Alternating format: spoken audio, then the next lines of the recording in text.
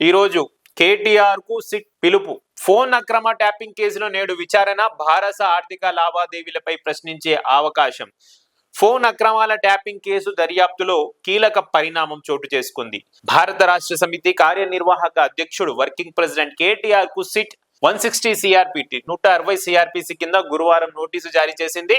విచారణ నిమిత్తం శుక్రవారం ఉదయం 11 గంటలకు జూబ్లీహిల్స్ లోని తమ కార్యాలయానికి రావాలని ఏసీపీ పి వెంకటగిరి సూచించారు. ఈ నెల 20న ఇదే కేసులో హరీష్ రావును విచారించగా తాజాగా కేటీఆర్ కు నోటీస్ జారీ చేయడం ప్రాధాన్యం సంతరించుకుంది.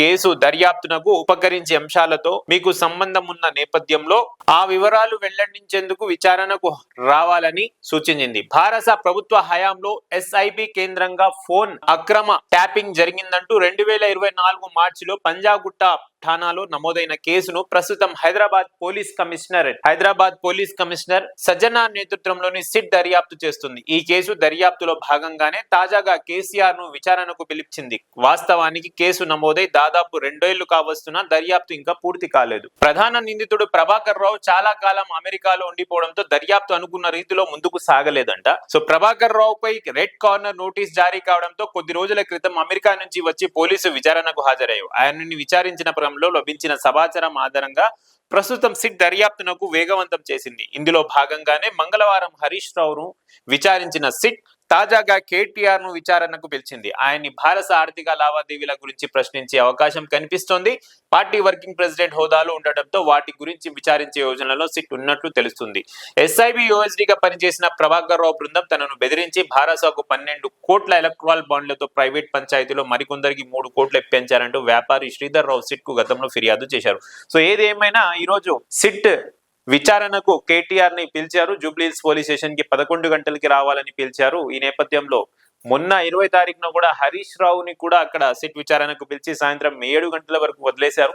మళ్ళీ ఈ రోజు కేటీఆర్ కి పిలిచిన సిట్ బృందం జూబ్లీహిల్స్ పిఎస్ కి పిలిచిన సిట్ బృందం మళ్ళీ కేటీఆర్ ని అరెస్ట్ చేస్తుందా లేకపోతే అదే విధంగా సిట్ విచారణ జరిపి మళ్ళీ వదిలేసి మళ్ళీ మన డేట్ ఇస్తుందా, దీని తర్వాత జరిగే పరిణామాలు ఏమిటి అని మనం వేచి చూడాల్సిన విషయం ఉంది. నేను నోటీసులకైతే భయపడను అని కేటీఆర్ గారు చెప్పారంట. దానికి కూడా ఒక న్యూస్ రాశారు ఈనాడులో. నోటీసులకు భయపడను, నాపై రేవంత్ రెడ్డి కక్ష సాధింపు చర్యలు, ఫోన్ ట్యాపింగ్ తో సంబంధం లేదు. సిరిసిల్లలో కేటీఆర్ వ్యాఖ్యలు.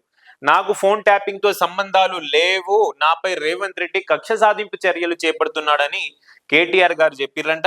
సిరిసిల్లలో చెప్పారు. అది కూడా కక్ష సాధింపు చర్యల్లో భాగంగా రేవంత్ రెడ్డి ప్రభుత్వం సిట్ నోటీసులు జారీ చేసిందని భారత కార్యనిర్వాహక అధ్యక్షుడు కేటీఆర్ ఆరోపించారు. వీటికి భయపడే ప్రసక్తే లేదని, ప్రభుత్వ అవినీతిని ప్రశ్నిస్తూనే ఉంటామన్నారు. ప్రభుత్వ అవినీతిని మేము ప్రశ్నిస్తే దానికి సిట్ విచారణ జరిపి సైట్ ట్రాక్ చేయాలనుకుంటున్నారు అని కేటీఆర్ చెప్తున్నారు. రాజన్న సిరిసిల్ల జిల్లా కేంద్రంలోని తెలంగాణ భవన్ లో గురువారం ఆయన విలేకరుతో మాట్లాడారు. రాజన్న సిరిసిల్లలోని తెలంగాణ భవన్ ఉందంట, దాంట్లో మాట్లాడారు. రేవంత్ రెడ్డి సిట్ అంటే సిట్, స్టాండ్ అంటే స్టాండ్ అన్నట్టు ఉంది అంట. సో రేవంత్ సిట్ అంటే సిట్, స్టాండ్ అంటే సిట్ కి ఇలా మేము మీనింగ్ మార్చేశారు కేటీఆర్ గారు. ఏదేమైనా కామెంట్లు చేయడంలో కేటీఆర్ దిట్ట అయిపోయారు రేవంత్ రెడ్డికి. కేటీఆర్ సిట్ అంటే సిట్, స్టాండ్ అంటే స్టాండ్ అన్నట్టు సిట్ విచారణ ఉందని చెప్తున్నారు. డైలీ సీరియల్ మాదిరి విచారణ కొనసాగుతుందన్నారు. మళ్ళీ డైలీ సీరియలా లేకపోతే ఈ రోజు 1 డే సీరియలా, లైఫ్ లాంగ్ సీరియలా రాబోయే రోజుల్లో తెలుస్తుంది కేటీఆర్ కి. కామెంట్లు అయితే బాగా చేస్తున్నారు.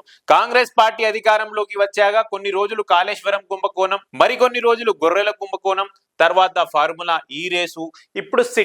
ఇలా రాష్ట్రంలో ప్రజల దృష్టిని మళ్లించేందుకు ప్రభుత్వం నాటకాలు ఆడుతోందని విమర్శించారు. మంత్రి పొంగులేటి శ్రీనివాస్ రెడ్డి కుమారుడు భూ కబ్జాలు, ముఖ్యమంత్రి రేవంత్ రెడ్డి బావమరిది బొగ్గు కుంభకోణాలపై సిట్ విచారణ చేయాలను కేంద్రం ఎందుకు చర్యలు తీసుకోవడం లేదు? సింగరేణిలో జరుగుతున్న కుంభకోణాలపై రాష్ట్ర ప్రభుత్వం ఫిర్యాదు చేస్తే కేంద్రం సిబిఐ విచారణ ఆదేశిస్తుందని కిషన్ రెడ్డి మాట్లాడుతున్నారు. పట్టపగలి దోపిడీ చేసిన దొంగ తానే చేశానని పోలీస్ స్టేషన్ లో ఫిర్యాదు చేస్తారా? కిషన్ రెడ్డి మాట్లాడే తీరు ఎలా ఉంది?